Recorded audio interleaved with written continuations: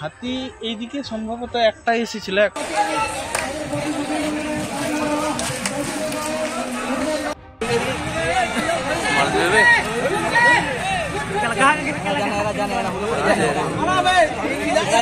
হঠাৎ ওই 7টা নাগাদ, 6:30 7টা নাগাদ হঠাৎ ঘুম থেকে উঠে চিৎকার শুনছি, হাতি হাতি হাতি। বেরিয়ে দেখছি বয়স্ক ভদ্রলোক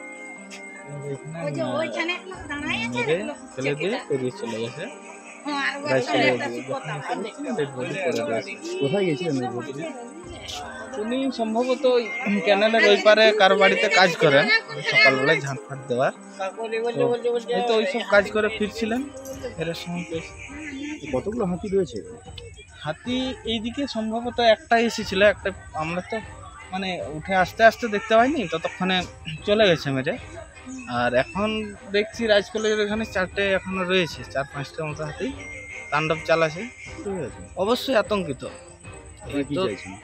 আমরা এই সমস্যার সমাধান চাইছি। মানে দীর্ঘদিন এই মৃত্যু মিছিল চলছে যে হাতির হানায়, যে জঙ্গলমহল জুড়ে পুরো, শুধু ঝাড়গ্রাম টাউন নয়, শহরতলিতে আপনি গেলে প্রত্যেক দিনই দেখতে পাবেন এই ধরনের ঘটনা।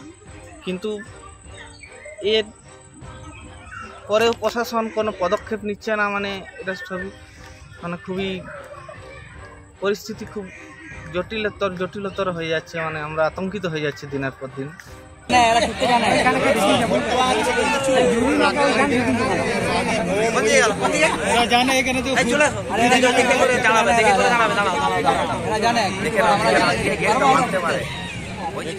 ये 4টা হাতি আছে, একটা ছোট বাচ্চা আছে, তো হাতিকে আর বেশি বিরক্ত করা যাবে না। এই হাতিকে আমাদের পুরো টিম আছে, এরাবাদ আছে, সব একটু গার্ডিং করে রাখবে। সন্ধ্যা সময় যখন হবে একটু লোকজন পাবলিক একটু কমবে, তখন এই হাতিকে আমি চেষ্টা করবো জঙ্গল। হঠাৎ করে যেভাবে শহরে ঢুকে যাচ্ছে বা জঙ্গলে যেভাবে জঙ্গল নষ্ট হয়ে যাচ্ছে, ওদিকে যে জালদা থেকে আসতো সেই জায়গা থেকে হাতির বাসস্থানও তো নষ্ট হচ্ছে আমাদের এখানে।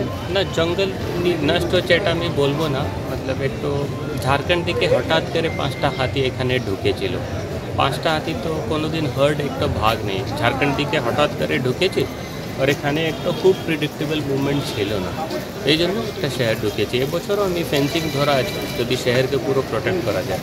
আরেকটা জিনিস বলবো, 5টা হাতি ছিল, একটা হাতি আলাদা হয়ে গেছে। ও হাতি ট্রাঙ্কুলাইজ অলরেডি হয়ে গেছে। আমাদের আলাদা টিম আছে, যে রাজ কলেজ আছে, ও পিছনে ও হাতি ট্রাঙ্কুলাইজ করা আছে। ও হাতিকে আমি এখান থেকে শিফট করব।